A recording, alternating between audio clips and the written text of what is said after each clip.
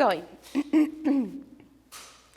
So what is Hub? We're just gonna jump right into it. So Hub is a business that is gonna be applying for the historically underutilized business certificate.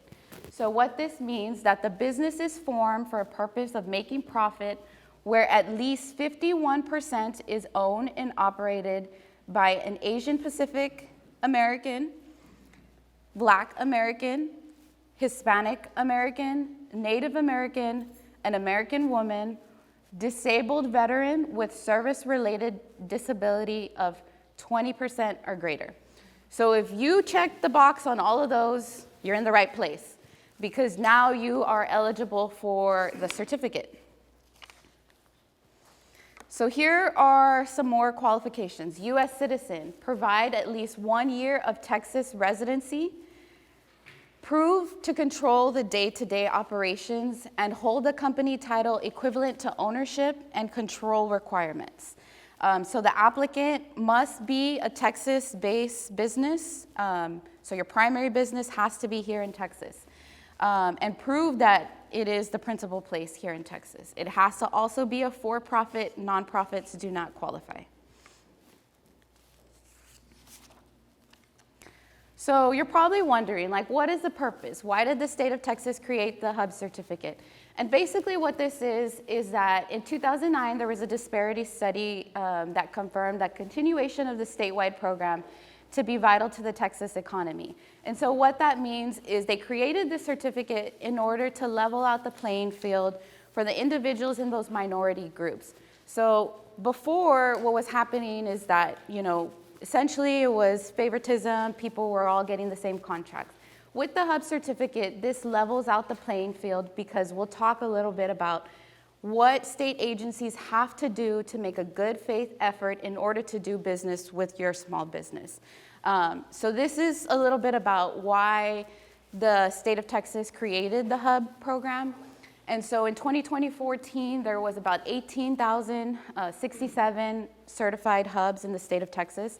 Could be a lot more. There's a lot of people missing out on this program. And 25 billion spent on goods and services last year, 2.9 billion spent with just hubs. So it's a lot of money that you could potentially be getting your hands on. So the benefits of being Hub. This program is free of charge. I don't want to confuse you. Some of the individuals in the room might be familiar with like Buy Board, other boards that you have to pay to get into. This one is completely free of charge. I will not charge you, neither nor should anybody else charge you. This is all free. And this is good up for 4 years, provided that the business continues to meet eligibility requirements. And so only Texas certifiid hubs are listed on I like to call it a special Texas Hub directory.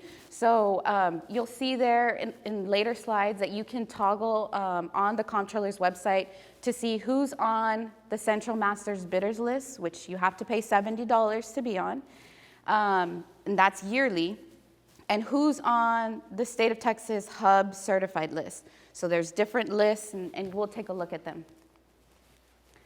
So what is the benefits of being Hub?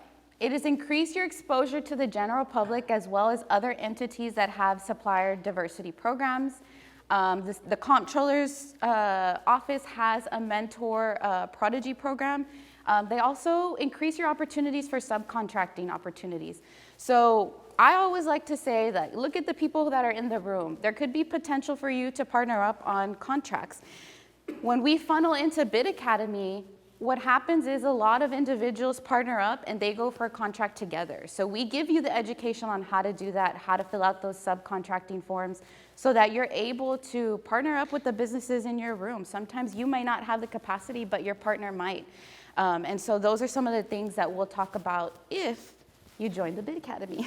So I'll save that to the very end. So let's talk a little bit about procurement thresholds. So a non-competitive threshold, this actually changed in 2020. A state agency can go directly to your business and say, I need t-shirts done for however many people, as long as it's under $10,000. So directly to you, as long as you're on that hub list, they'll search that hub list and be like, hey, I have something, I don't have to go through formal processing. I can go directly to the vendor and be like, I need this done. They give us a quote. If it's less than 10,000, there's not as much paperwork involved with it. It's just kind of direct contact, but you have to be on that hub list. Informal solicitations are gonna be from $10,000, $1 all the way to $25,000. So solicitations there are requested by phone, fax, and email. And there's a minimum of 3 vendors that have to submit into their, when they're asking for bids. And out of that, 2 of them have to be hubs. So sometimes when you see they close it out, they reopen it, they close it out, it's because they're trying to meet certain goals. Every state agency has to meet them. And so they should make a good faith effort in doing that. You can also be registered on the master's bidders list, which is why I brought it up. You don't necessarily have to be hub certified. If you are on the CMBL list, they can also still go directly to you. Again, that is up to you. That is a $70 charge every year though. So the hub program is good for 4 years and it's free. So as long as you continue meeting those eligibilities. And then formal solicitations are over $25,000, and those do have terms and conditions. You do have a subcontracting plan you have to fill out. There's a little bit more documentation. Those indicate opening time and place. Sometimes they have meetings about those solicitations. It just depends on what the state agency is wanting to do. Again, those formal solicitations are also posted on the electronic state business daily. We'll talk a little bit about that as well. So here's a little bit of the facts. State spending. In 2020, the state of Texas spent over $20 billion on goods and services. Of that number, 2.6 was spent with hubs. So you'll see here, every year, the state of Texas releases their annual report by the agencies. So I know these might be bigger on this side. I'm looking over there, but excuse me. Has it by the agency name, has its total expenditures, and then you'll also see that it has total hub expenditures. So you'll see what agencies are doing work with hubs. And this is gonna be essential because when you're wanting to learn on who you're gonna do work with, this is your best friend because you're gonna go and see which agencies are doing work with hubs, and there's a lot of agencies that are doing work with hubs. So these were the top 25 agencies that were spending $5 million or more with hubs. Again, this report is on the comptroller's website. You can go access it, and if I can, I will, time restraint, I will go jump off and kind of show you where to find that report. So state agencies, again, are required to make a good faith effort in providing bid opportunities to these hubs. So these are some of the agencies spending over $5 million or at $5 million. Now, these are the numbers that the agencies are spending $0 with hubs.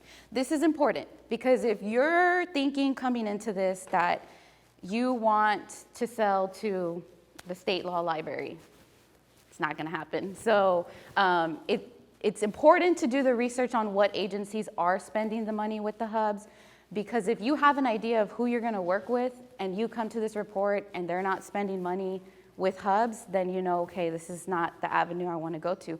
But just because they're not, maybe somebody else is. And so you kind of have to go do a little research, kind of navigate through some paperwork and just kind of figure out, okay, which agencies are spending money with hubs? Could I provide a good or service to them? So I know we had some people coming in. We've already kind of talked about eligibility. So if you are eligible, you're gonna need the statement of eligibility to go through the portal. Does everybody have the statement of eligibility paper? Yes? Okay. So here are tips for completing the hub application. Don't worry, we're not almost done. We're gonna go through the whole portal in itself. You're gonna need a copy of your LLC paperwork or however you're incorporated. So if you're a sole proprietor, if you're an S Corp, you're C Corp, however you're incorporated, you're gonna need a copy of those paperwork. So please have it on hand. Your birth certificate, this is just to determine that you are falling in those categories. A copy of your state-issued photo ID, your current bank signature cards, or a letter from the bank. If you have any business loan agreements on hand, those are just to show that, you know, the business is yours, you're the owner, everything is legit. Federal tax returns, if any. I know some startups might not have any federal tax returns. I have additional documentation here, but I just didn't know how many people were gonna show up, so I didn't, based on everybody's incorporations, they're very different.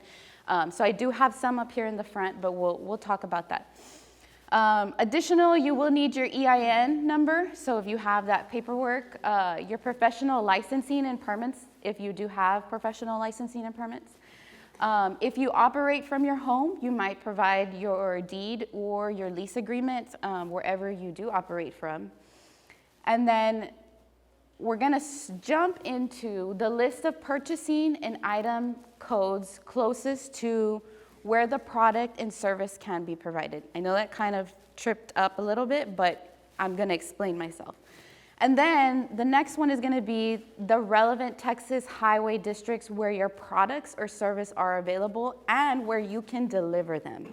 So we have cases where people put, they can deliver to a whole state of Texas. If you have the capacity to do that, great. But if you do not list all those highway districts, because then you're gonna start getting solicitations for the whole state of Texas. Again, you do what you wanna do, but my best recommendation is please only select what you can do. Don't try to overstretch yourself, don't try to overreach yourself. I'm not saying you're gonna get flooded with all these contracts, but what I am saying is you are gonna start receiving solicitations for that area. If you don't service that area, it's gonna do you no good. So tips for completing the hub application. Before completing the hub application online, there is, we recommended to do it on paper. What I'm gonna recommend is now they have these checklists.